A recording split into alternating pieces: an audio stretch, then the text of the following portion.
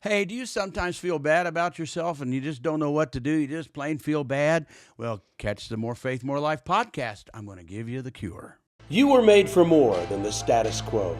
I'm Pastor Steve Gray, and this is the More Faith, More Life podcast. This podcast is for Christians with an ambitious heart who want to be more for their family, do more with their career, and see more of God's promises in their life. I've spent many years as a worship artist, minister, nonprofit leader, bold truth speaker, and most importantly, father and spouse. When I was in my early 40s, I was craving more from God and more from life. I'd done everything I was supposed to do. My life was good, but it wasn't good enough. So I spent the following years diving into the Word of God and searching for the biblical principles that would bring me closer to God and help my purpose and life flourish. That's what I want to share with you. In every episode, you'll get practical tools based on real-life experiences that you can put into action to redefine your faith and ultimately your life. So, if you're ready to do more, subscribe to More Faith, More Life, and hear an unfiltered biblical truth every week. It's time to be and experience more. Hello, everybody, and welcome to another More Faith, More Life podcast. I'm Steve Gray, and of course, I'm here with Kathy again as we've been doing these podcasts together and enjoying talking to you and sharing great things with you. What a time, Kathy, to be alive in our country and to see history being made. Whether you agree with what's happening or not is not as important to realize that you're alive during a history-making time. People will talk about what's going on in the world now and the next season for a long, long time. It'll be in the history books, and it'll be, talked about by our grandchildren. Will have to study, well, great-grandchildren, because they're living. Our grandchildren are living it too. They are. And explain what happened in history, and what we're going forward in now.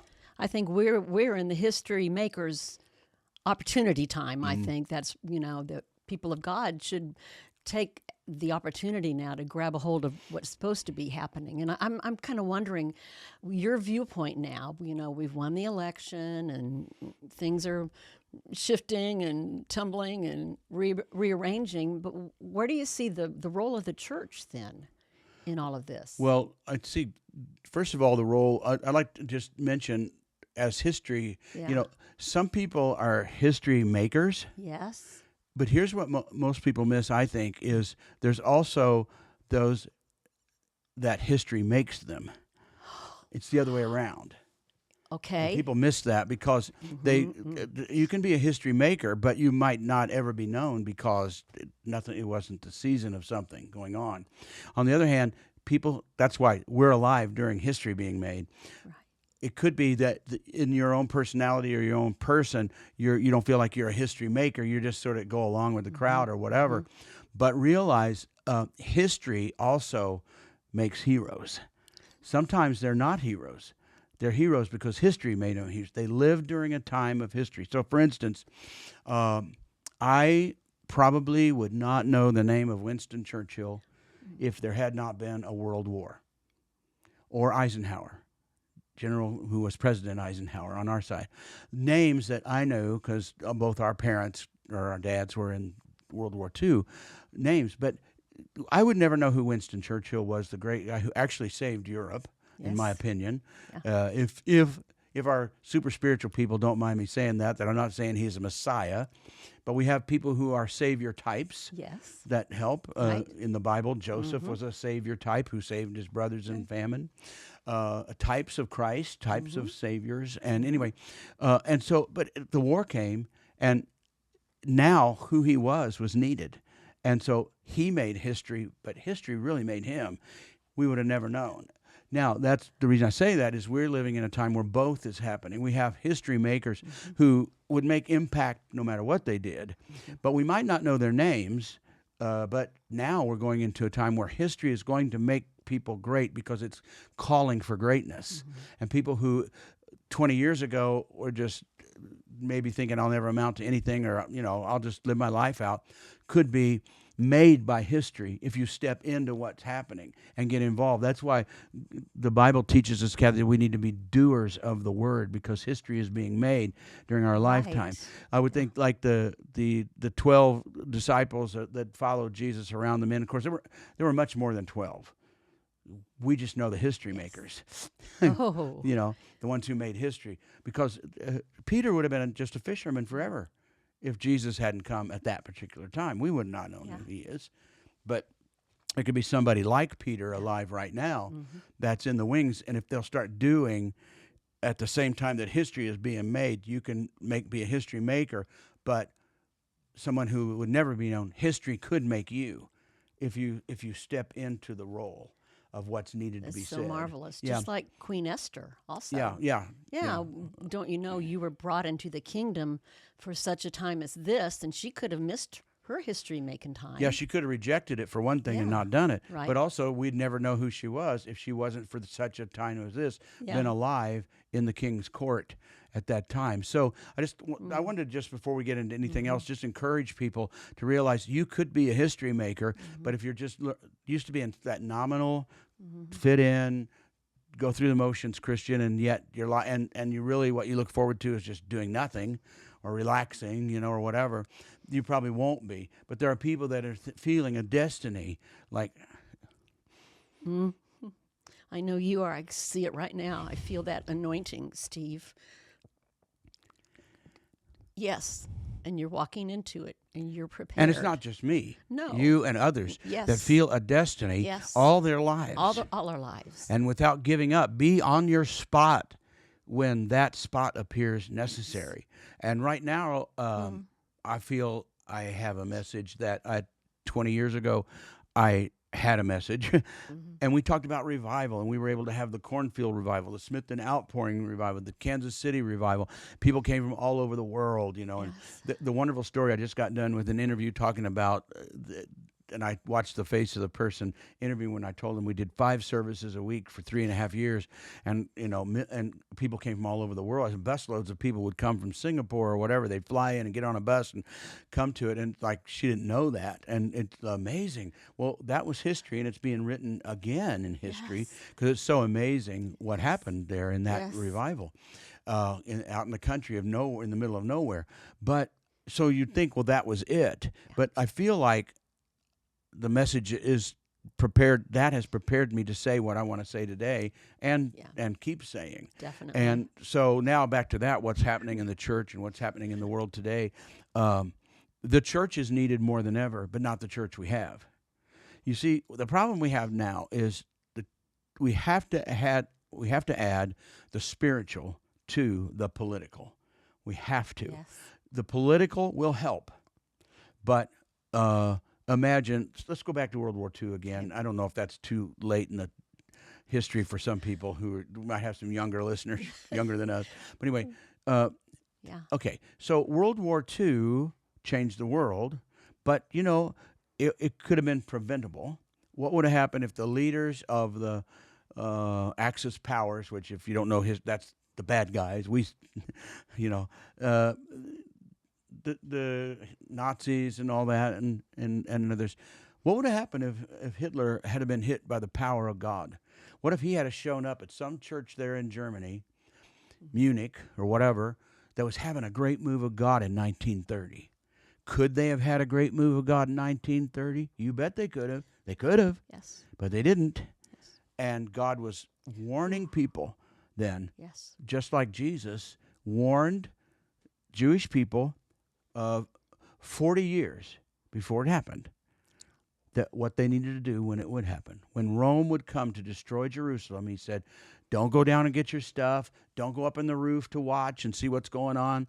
Get out of town, head to the mountains, and go there until it's over, and then you can come back. And so he's warning them about this 40 years in advance.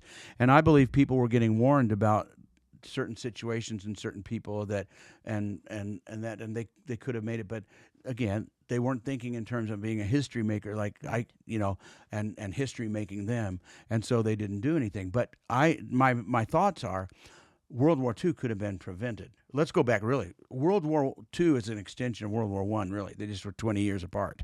But anyway, that was preventable, right? It could prevent it because people who wanted to make war and cause the Holocaust could have been changed by the Spirit of God. But it's only the Spirit of God. You cannot legislate the heart. You can legislate actions and say, oh, if you do that, you'll be arrested. So I'm not going to do it. Not because my heart wouldn't say do it, not because I don't want to do it.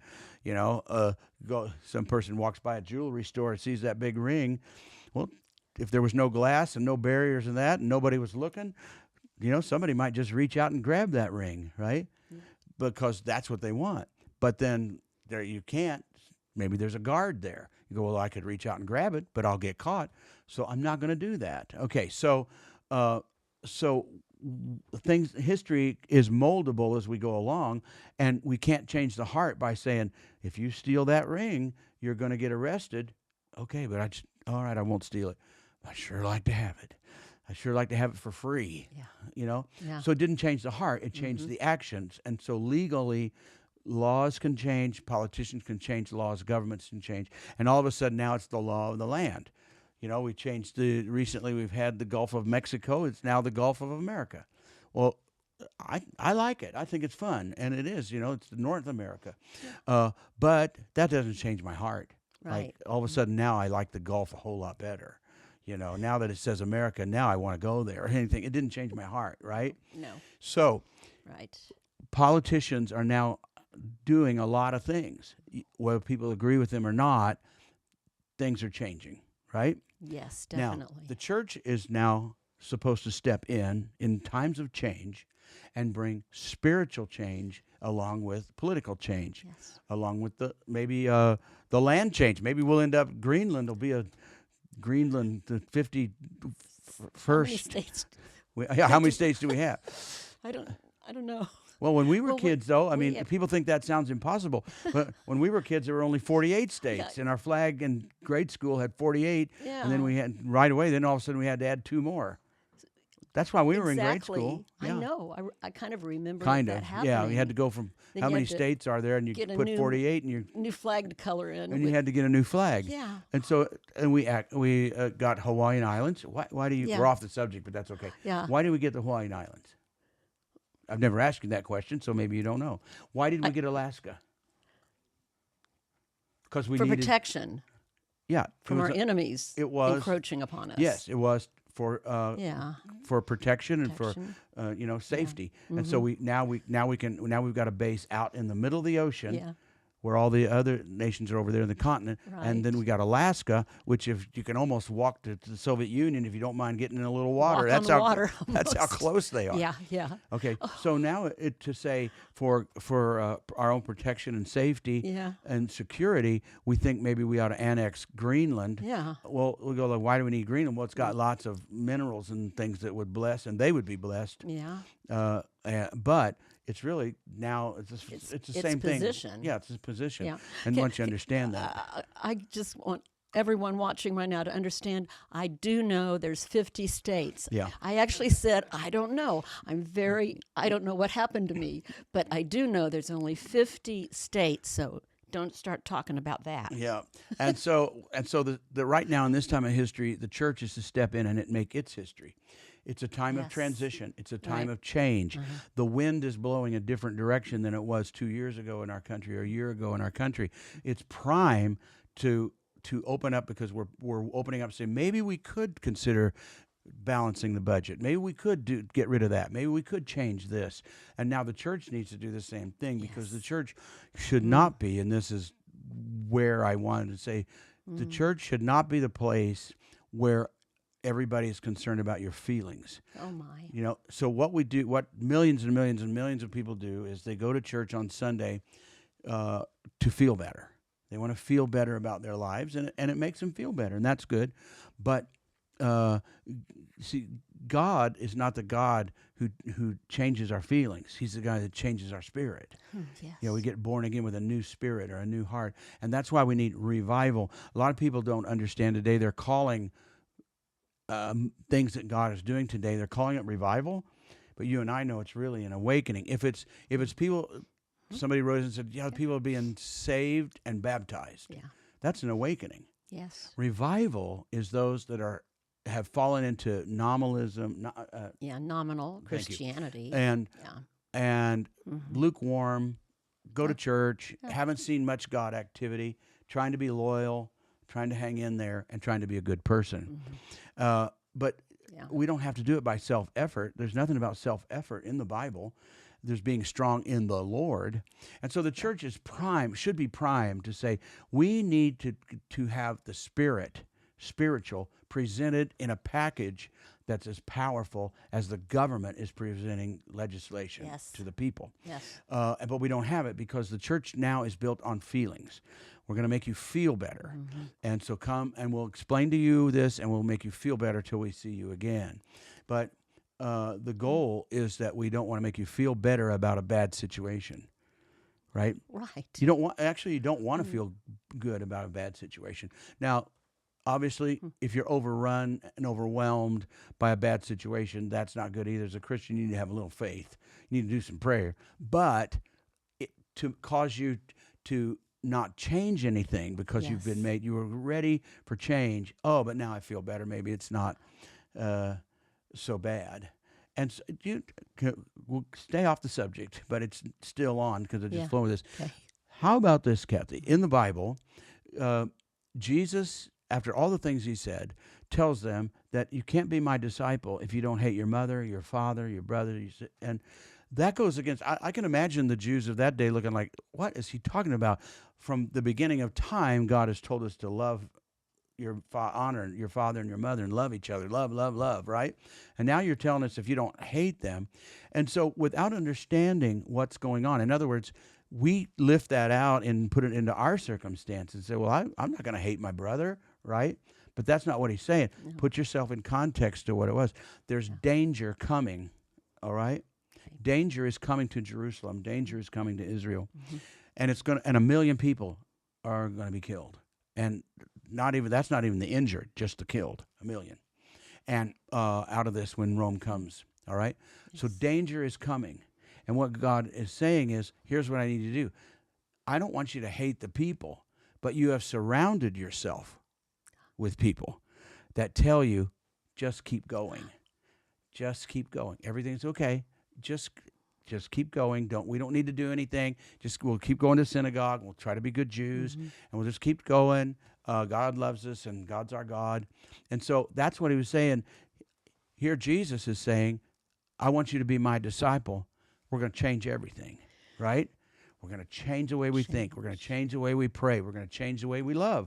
We're going to change everything and become a disciple of Jesus Christ. Then they go home, and everybody says, what are you doing? What? Everything's fine. We don't need to make any changes. I love you. You love me. We got a great family. You got a job. What's the big deal? So the reason he says, you're not hating the people, but you hate the message as what God is trying to make you a disciple. You're surrounded by people that say, just keep going the way things are. Just keep it the way it is. Everything's fine. Now does it make sense? Yes. So you're not going to hate the people, but it's the message that's going to kill you. Their message, don't do anything different, is going to kill you.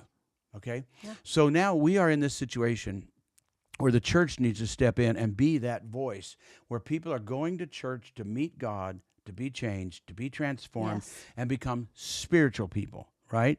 Not carnal people who feel better about their carnality or less carnal, right? Cleaner. We're cleaner. It's not that we're not selfish people. We're just cleaner selfish people. We're just better at it. What Christians do is they use more wisdom in their selfishness, or they use more wisdom in their carnality, right? Yes. So that's not being spiritual. There's a difference. Yeah. Cleaner carnality is not spiritual. But anyway, so now we are at a time in history when our government is doing certain things that could I think it's going to be great for our country. That's me personally, whether you agree or not. I like courage. I like change. I'm a challenging person. I like to go forward. I told you the other night, I said, you're like President Trump, actually, in the way that you see the big picture. you're bold, you're courageous, you're strong, you have wisdom, and you have grace, and you're not afraid. I Yeah. said, well, maybe I should have said it this way. President Trump is like Oh, Steve yeah. Gray, really. Yeah, well, I like to. Another thing I like is we're going to do it, and we're going to do it fast. Yes. That's me, right? Yeah, I'm yes, always snapping. exactly. And sometimes I don't Yeah. get to do things fast, but in my brain, since you live with me, I'm Yeah. fast inside. Yes, right? you are. So- I'm running fast, And- hard after you. And so we are experiencing what I would call a political revival or a conservative renaissance or conservative revival. Yes. The majority are speaking up that we didn't know were there. Yes. Who's saying, I want to be the parent. I don't want the government or the school system raising my kids. Okay? So that's a revival of these values. Yes. Right? So those Yeah. are going on. But Right. the church is not moving in revival and obviously there's some great ones out there, but we're talking about just masses of churches, Right. all everywhere. It's not moving because we are locked into realizing I'm popular, I make more money, I am the love of the neighborhood because I am ministering to their feelings. And as though God is concerned about how we feel, right? And I'll just be honest in front of everybody. I have never, in all my time of walking with the Lord, all these many, many years, ever have him address my feelings. No. I've addressed him and said, like I said, God, I'm really getting discouraged about this. You know how I feel? And he goes, no, not really. Never been discouraged. I'm afraid, this is a fearful thing. I'm kind of nervous. You know what I mean? And he goes, not really. I've never really been nervous. Yeah. Sounds a little silly, but that's the truth, Yeah. isn't it? Yeah. We're trying to meet God. We're trying to get God to be who we want him to be, because this is how I feel.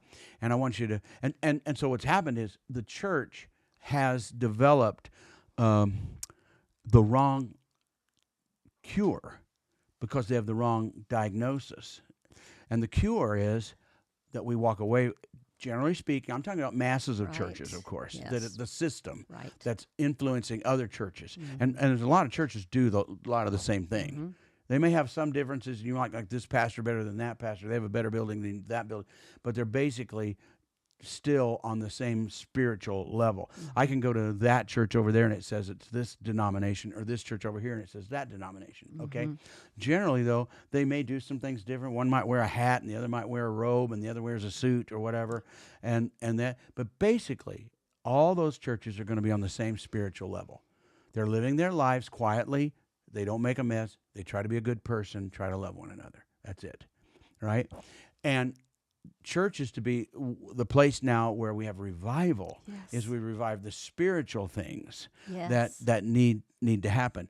And so what we have now is with this feelings thing is it's working. And so it's working because people are concerned about their feelings. So another guy comes along and he wants to start a church over here across town in a beautiful neighborhood.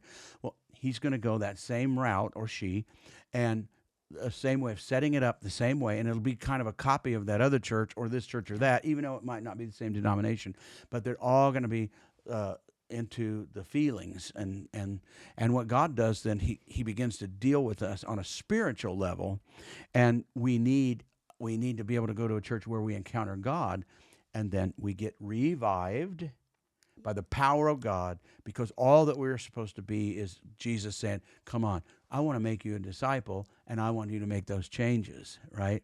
And so that's kind of where we are in our country. And so in my opinion, what's happening is now that the election is over, and a lot of people, Christian conservatives, let's just say it, are happy about it, right? So now what's going to happen? You can feel the settle. Okay, well, guess we don't need to pray for our country now. Everything's going great, and so we may find that it just breezes through. But we also might find that history is being formed, that a lot of other nations don't like what they see here. Yes. We might like it. I might like it, but other nations might not. I'm talking about all the tariffs and money, and when you get to money, it changes. Love of money is the root of all evil. Yeah, and it So you- sure reveals it. Yeah, so if Ooh. money is involved in Yeah. it, you can expect evil to be there too. Yes. And so could God be preparing us as a nation? He's making us stronger, more unified, to protect us in the future, because could go. But Yeah. what has to happen is the church needs to fulfill its role. And so you and I have been talking about the lifting up of Moses' hands Yes. during a battle. During a You want battle. to tell that Yeah. story? Well, the reason the enemies came against the Israelites, and Joshua was down below fighting and leading, and as long as Moses was able to lift his hands, representing prayer and the authority of the word, then they were winning. The Israelites were winning, but when he'd get tired and say, I could just go to, 1 minute, they would start losing. The tide would immediately turn, and the nation of Israel would begin losing. And so then comes along Aaron and Hur, and they realized what was happening. So they would keep Moses' hands up.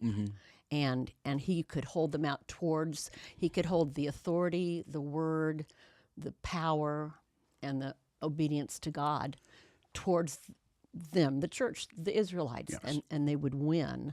And to me, that feels like we can't drop our hands. Yeah, We because can't. we are hopefully winning on a different level in our country, but we Yes. still have other nations that would like to destroy That's us, right. or other nations that a nation would like to destroy them, Yeah. and we need to help them, whatever. But with the election, I feel like now the church and Christians and conservatives they're all ready to put their hands down and say, Yeah. "Phew, I'm glad that's over with. It's a Yeah. breath of fresh air. Now we're going, But the problem is with that, as the church lets its hands down, is we're giving the wrong diagnosis and we're giving the wrong cure. Here's what people think is going to make them feel better, all right? What's wrong? Okay, so I don't feel good about my life, or I'm a failure, or I've been divorced and I'm ashamed, or I'm angry. The symptoms are endless, so I don't want to try to name all the symptoms. But we get to where, what is the cure then? Okay, Yes. the church gives the idea, I think, that in order to make you feel better, let's just say that, is you need more of you. Yeah. See, you need more self-esteem. You need more self-love. You need more self-expression, right? And so we take that and go, well, I'm in a lousy marriage. Why? I don't get to express myself. He doesn't let me talk, or she doesn't let me talk. I need to air my feel. I just want somebody to talk to air my feelings about my husband. And then he comes home, he doesn't even pay attention to me. See, well, Yeah. is there a problem? Probably. Is there a hurt? Yes. Are there some things that need to change? Yeah. But the cure is not more of you. The cure is less of you. Yes. In other words, self-esteem is a false sense, because you're evaluating your own self. Nobody comes up. I don't go up to you and say, boy, I really appreciate your self-esteem. It's very impressive. Oh, my. Very impressive. No, it causes a lot of problems. But what Oh, do they boy. really need? Really need is you realize, God-esteem, yeah, or- you need to get or- into this to become a spiritual person, to where I Yeah. see the Spirit and I admire you for walking by the Spirit, Right. because the self-esteem is that you have it's make believe. Yeah. You have it, but that doesn't mean I see it or I My agree word. with it. Right? Okay. Don't So- make this too personal. I'm Yeah. sorry, So teasing. what we need to do is we need to Yeah. realize the danger of putting our hands down because the Yes. election or a new president or new policies, when that's not the church's business. The church's business is not political. It's spiritual. But so many pastors are walking in the political because they're reinforcing the politics of our country, which is Yes, okay. which They get to support whatever they want. Right. Which is okay, but they're not doing their job. Let the politicians do their job. Support them. Pray for them. Right? If the ones you like, okay. But the church is not to be political in that respect. Right. We can support them. The church is the place where we go to be spiritual, because if I don't get spiritual, then I'm not going to get well.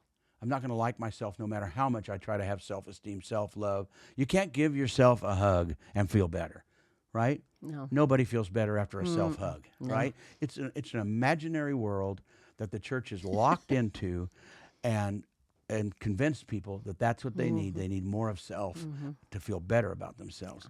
Jesus said just the opposite. He said, you lose yourself, then you're going to find yourself, and you lose it in him. So I think the church needs to be on the time of change. We need revivalists. We need spiritual people. We need history makers. We need courageous people that step up and say, this is not it.